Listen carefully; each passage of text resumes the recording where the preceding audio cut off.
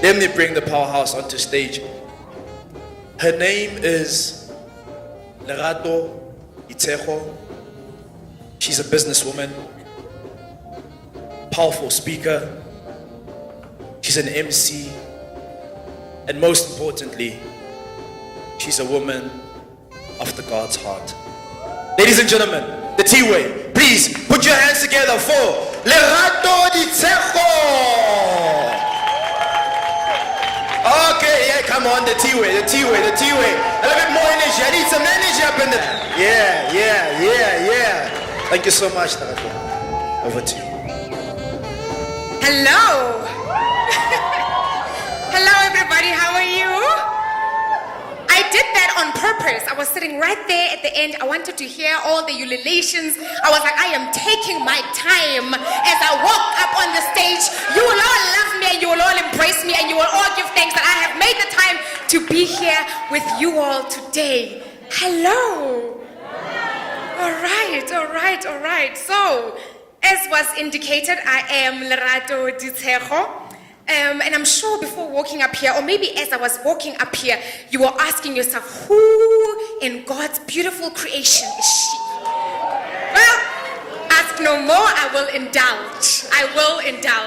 I come from a community of people in the Limpopo province.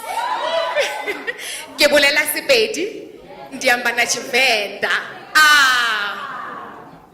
So, o ka re ka mokgwa ke thabileng ka gona o ka re nka ino idibala ganyane. Ke dibale ne once ke drop a mic ke dibale. All right. Today I am a wife. I'm a mother to a 4-year-old daughter. I am a businesswoman. I am a mentor to many, and I'm an inspirational speaker as well. So I wear all these different hats every single day of my life. I choose to serve. That is what I choose to do every single day. So I want you to indulge me a little bit before I get into what it is that I do and what it is that I'm going to be sharing with you. So indulge me for a second. Judging from what you see right now, which industry would you say my business currently is serving?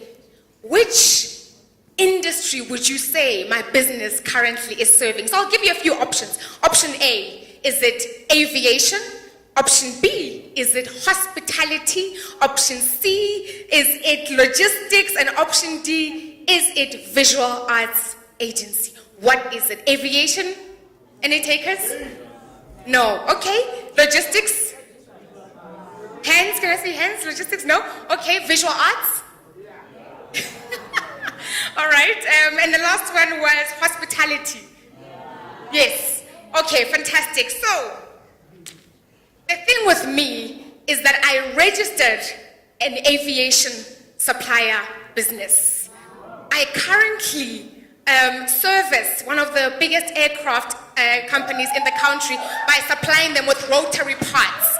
That is what I'm doing, but I'll talk to the challenges of that soon. I also am a co-founder of a boutique hotel in Limpopo, Polokwane, which is a 4-star boutique hotel. I also have a visual arts agency, which is called Eccentrics. We supply photography, videography, graphic design services to brands across the country. So this is what we do.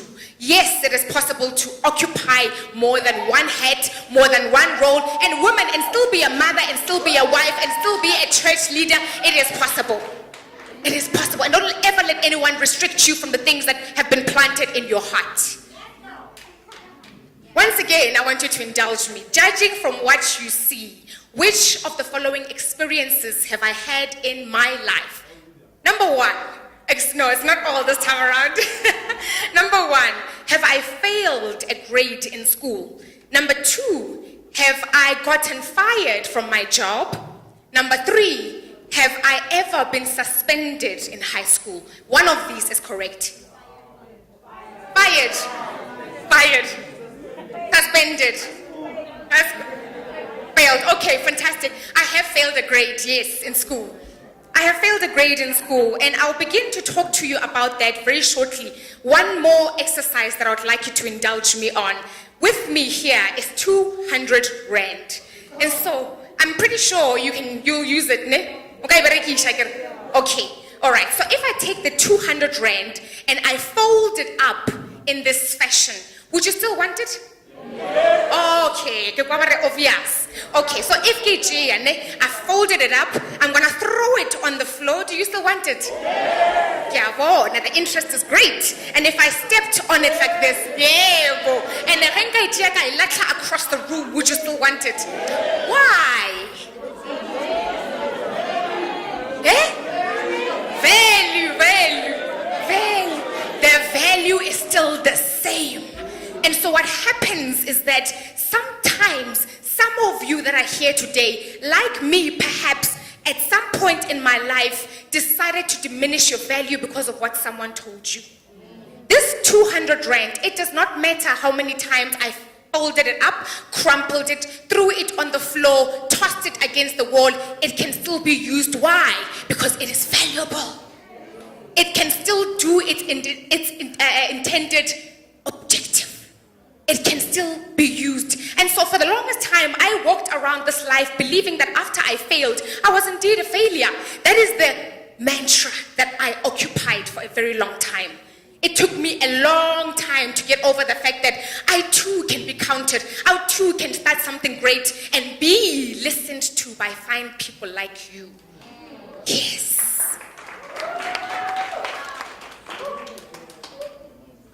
And so I want you to do me a favor. I call them the 4 cousins. Pain, fear, anxiety. 3. Pain, fear, anxiety. Some of us have experienced that or are continuing to experience that today. I'm here to talk to you, yes, about business, but I need to tap into your psychology first.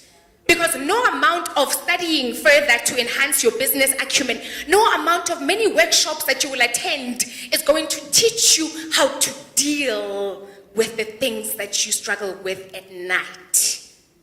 So there are things that keep coming. The bigger you grow in business, the bigger the problems. It is true.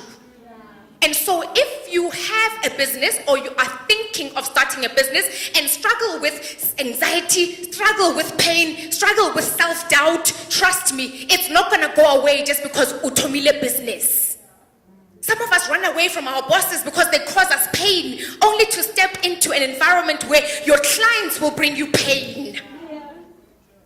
And so let us start to address the psychology that is required to run these multi-billion-dollar businesses. So I struggled with anxiety for a long time because after failing from school, I thought myself to be a particular way. I didn't want to pursue certain things because I was like, what if I fail again and again and again?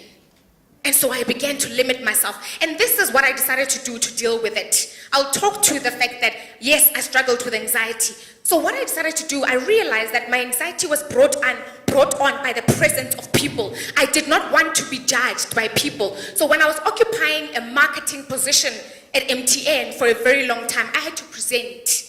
So when I was in a position of presenting, the anxiety would just start kicking in. And the heart will palpitate because I don't want to be judged. What if they don't like the work I'm about to present? What if I fail in this presentation? Will this be a reflection of me? And so I thought, what do I do to conquer? So I decided I was going to pick up the mic and I will begin to talk and exercise and make sure that this thing called anxiety, so when I was invited to birthday parties, I was like, hey, I don't know if you all have an MC, I will MC. When I was invited to bridal showers or weddings, is there room for another speaker? Because I wanted to exercise and get rid. You can't entirely get rid of it, but at least you can start to address it. So I was addressing my own anxiety to ensure that it doesn't limit me in the different opportunities I'm allowed and afforded. So that's how I tackled that. So what I'm saying to you is that you've got a business idea or you've got a business and you want it to thrive, but there are certain psychological behaviors that are restricting you from thriving. Doubt, fear, anxiety. How do you deal with them? Well, I say do this. When they come knocking, because they will always come knocking. When fear, when anxiety, when pain comes knocking on your door, when you're about to do something great, you open the door and you let it come in. You say the three of you can come in, sit there at the back of that room. You are going to teach me everything I need to know about the three of you so that when I get to my next position in life, I am ready to handle you. Invite it in. Don't run away. Invite it in and say, you will not leave here until you teach me the lessons I need to take on the next position in my life. Because it's not going to go away. In fact, the more you try and run away from it, the more pain, anxiety will continue to follow you. It doesn't go away just because you've decided to change your career. It doesn't go away. And so that's what I've decided to do. I've further on decided to hang around with certain types of people. Certain types of people who seemingly seem to be a bit more mature than me, who can share a few more things than what I know. I've decided to let them into my life to teach me something. Be very, very, very strict about the people that you allow into your life, because when you are supposed to be working and you're with someone who wants to socialize, it takes away from the vision. When you are in an environment like this, where you're supposed to be listening and you are bored and you don't understand why you're bored, ask the next person next to you, Urileng? Because you chose to be here. This is your time. This is your time is money. This is your time. You better learn everything you want to know. And if you did not understand, stop the speaker in the middle and say, I didn't get that. What do you mean by that? Because this is my time. It's your time. So if I said to you, sir, do you have a business? Are you thinking of it? Fantastic. If I said to you that you register your business in 2019, and I came to you in 2019, 18, maybe 9 to 18 months into your business, and I said, you are going to become the next billionaire that we're going to read about in the next 5 years. Would you believe me? Oh, you're brave. Okay, let's go with someone else. Someone else might say, no, it's not realistic. Someone might say that. And the truth of the matter is that you say that it's not realistic because it's easier to pass the responsibility of being a billionaire to someone else. Because being a billionaire means doing things a certain type of way, and some of us are not ready for the change. Oh, we are not. We want to get home, we want to inspire. We want to get home and cook something or go somewhere on weekends. We are not ready for the lifestyle of billionaires, and that's why we don't see it in ourselves. We would rather the next person next to us take that responsibility because it's too soon for me to indulge in all of this discipline. It's too soon for me to indulge in all of this discipline. So ask yourself, are you in business to become a billionaire? Are you in business to change the world? Are you in business to leave a legacy? What are you doing in business? What do you want? Yes, I've started a catering company. Yes, I have a logistics company. Yes, I have. Okay, what do you ultimately want from it? You must be able to answer that question authentically. I did my honors 2 years ago in business management from a renowned business school. And when I did that, I had all the fear, the anxiety, the what if I fail again? What if? But I did it because I realized that I needed to expand on my business acumen. So I thought, hey, let me get those financials right. Let me learn to count my money when it comes in. And so I did that. I went to school, pursued it, finished it last year, and I graduated cum laude. Yes. I graduated cum laude. I was dubbed the top of that class, valedictorian. Unbeknownst to me, I just saw the marks coming in throughout the year, and I thought, okay, girl, you are doing good. This is good. And then on graduation day, I'm sitting like all of you. I'm sitting at the back there, and they're calling out our names one by one. And when he came to my name, he hesitated. There was a hesitation because there was a disruption. If you understand the way God works, you will understand what I mean by there was a disruption that had happened. And so I sat there, and I knew that he was supposed to call my name, so I wasn't sure if he was going to skip it for whatever reason because he hesitated. And when he announced my name along with the valedictorian, along with the fact that I had graduated cum laude, the room went back and wild. It was as if everybody was told my life story. My own mother wasn't there. because I could only get one ticket. So my husband was there. And I happened to send him Koshopong, not knowing that I was going to be honored like this. I just said, Ish, ndrekele cold drink, ndrekele cold drink. And after he left, they announced me and the fact that I had graduated cum laude at top of my class. So that was me and my moment alone. I had no family to share it with, no husband to share it with, but the spirit was there. Everybody celebrated it. Now here's the thing.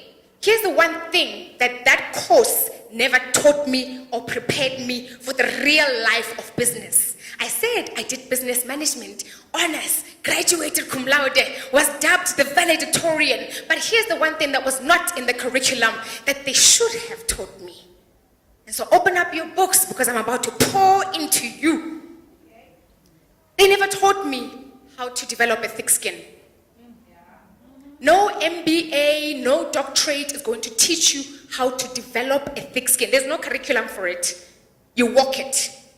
You walk the journey. What do I mean by thick skin? I present every day to my clients. Proposals, campaigns. I present every day.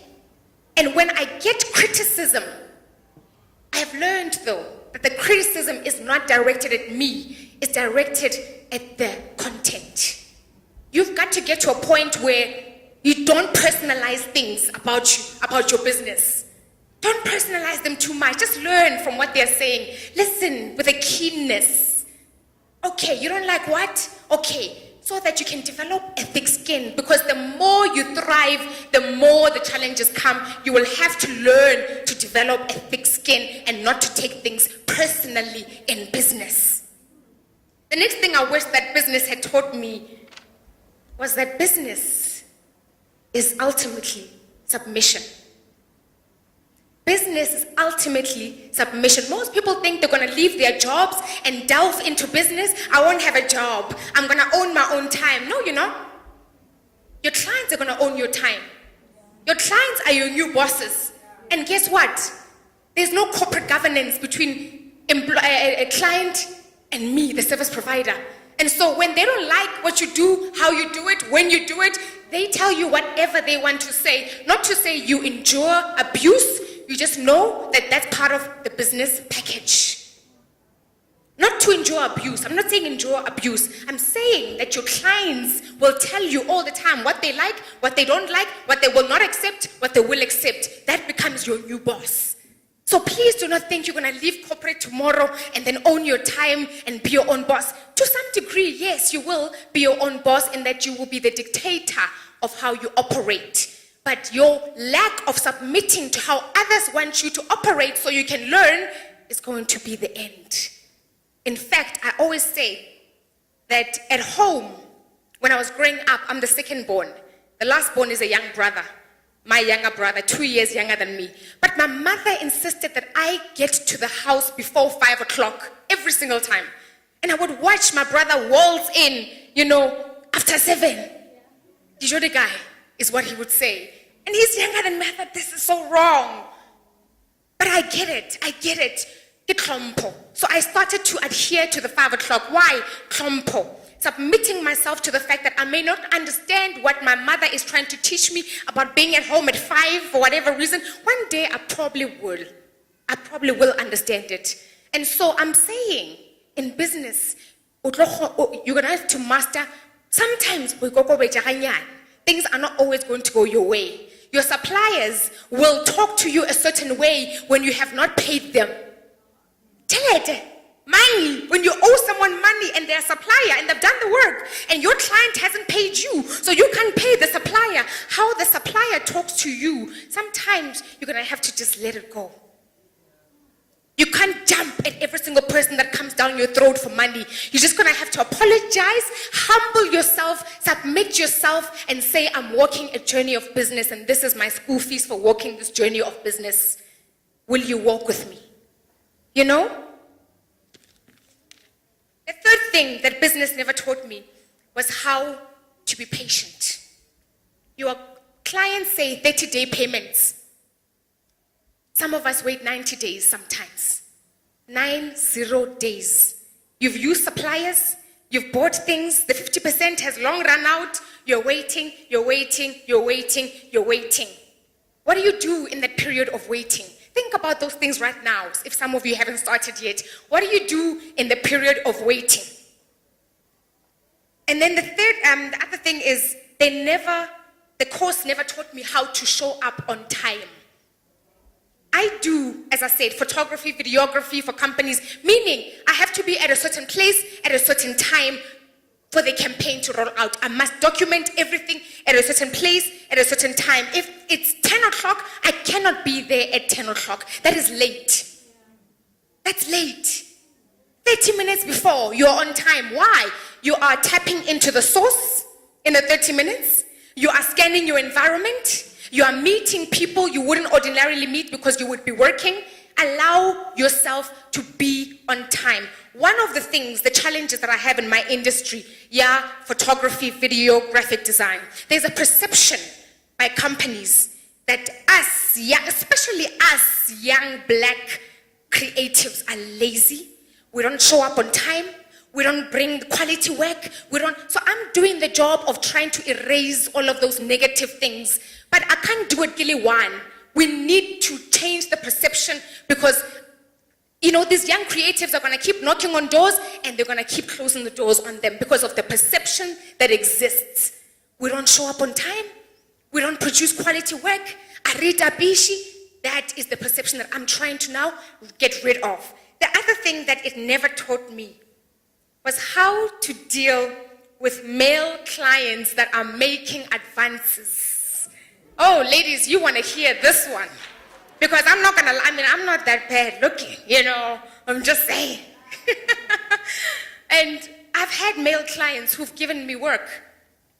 And I've had to confront situations where I'm being asked to go to Abu Dhabi in July and share a room. Oh, yes. Can we tell the truth? Can we do that? It's there for us women. It's there. The advances come.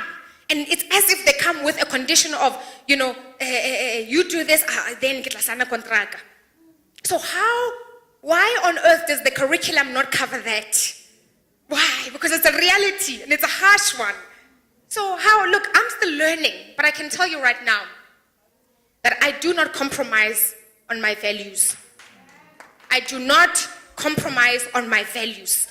The second thing is practically, how does it work? How does it happen? If you're being, spoken to softly and someone is making advances, because it just really flows so beautifully. So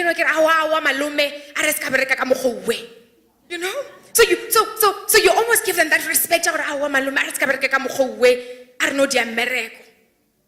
you just miss them without, throwing a tantrum and, you just maintain who you are. And say things in a cordial manner that gets the message across. And that's what I've done, and it has worked for me. It has. Do not compromise yourselves in the pursuit of establishing something called a business. Do not compromise yourself.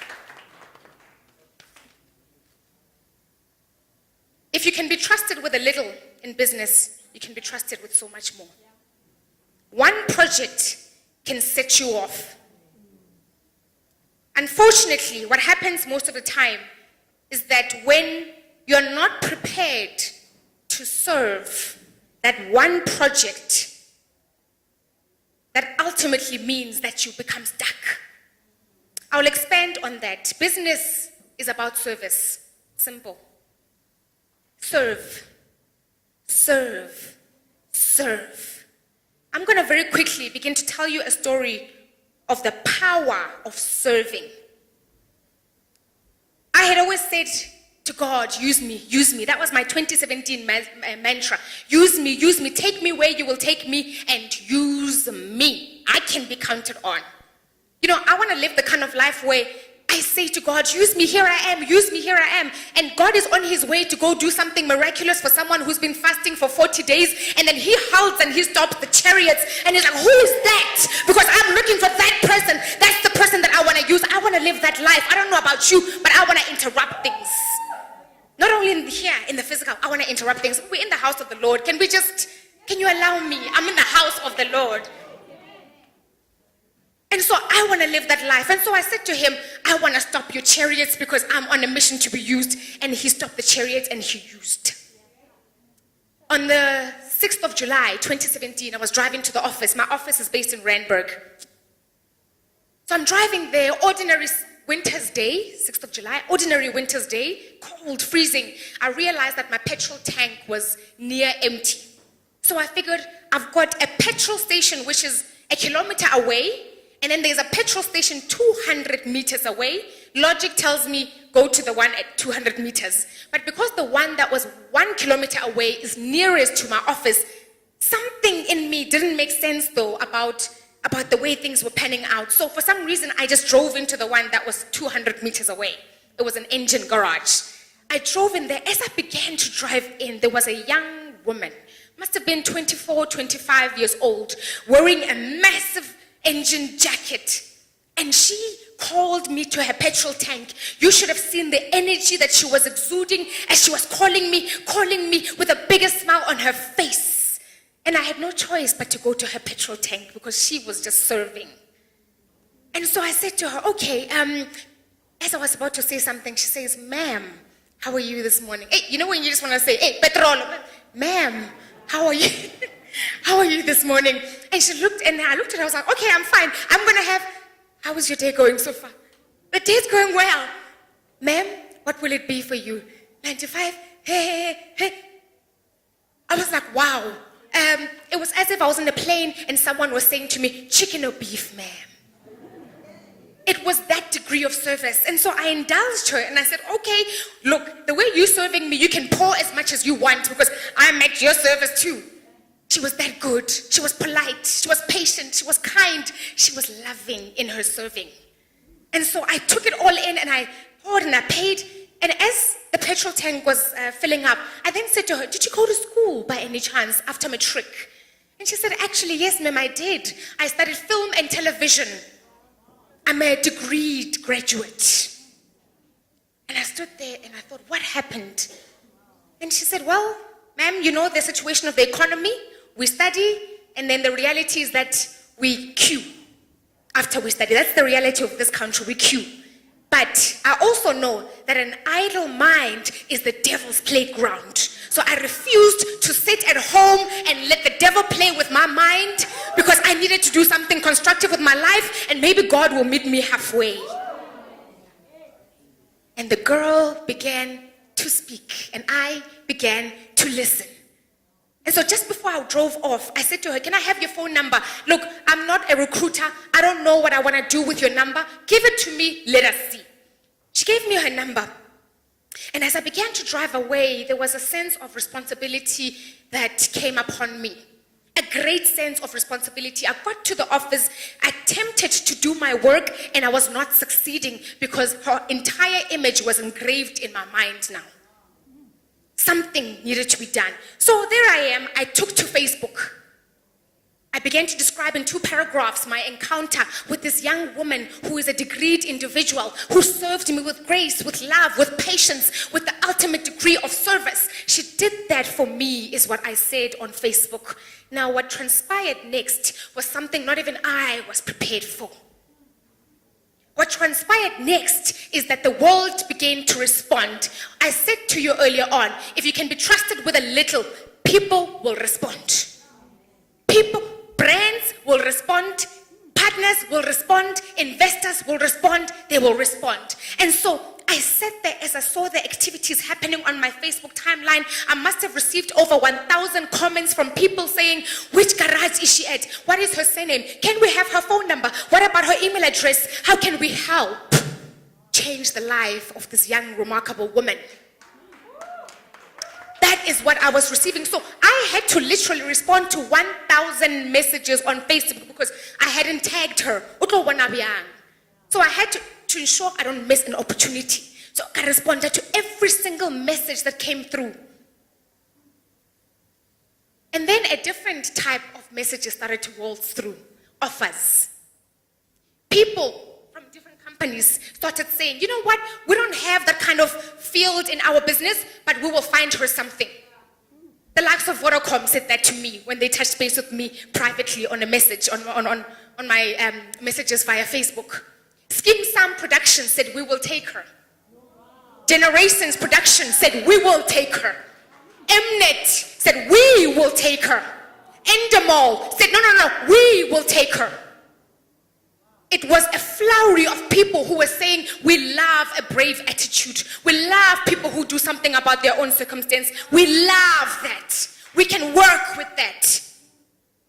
And so today I'm proud to say that she occupied, eventually I had to go back to the garage and call onto her to say, baby, you need to come to my office and see what the good Lord is doing in your life. And she came through. And I printed out all the offers on the floor. I said, choose one. She said, what do you mean? I said, choose one. Choose a job. Take it. Take it. Take it. It is yours. Take it. And so she took a job. She took a job. You see, when you are walking a certain path of service, when you are walking a certain path of service, you get to a point where you don't even apply. You take. You take. You just take it. And so she came through and she said, I will have this one. And so we began to make the phone calls back to the recruiter. She then started to work for an international advertising agency in the heart of Sandton in Glass building the very next month. The very next month. The very next month she started. And so she was now shooting TV productions for MTN. The adverts that you saw last year in Q4 on TV, Mnet, she was behind the scenes, baby, she was directing. She was directing to say, pause, cut, wait, do it again. Yes. Life trusts people that go over and above when you are trusted with something small. So, my question to you, can you be trusted with the little that you're currently occupying? Thank you very much.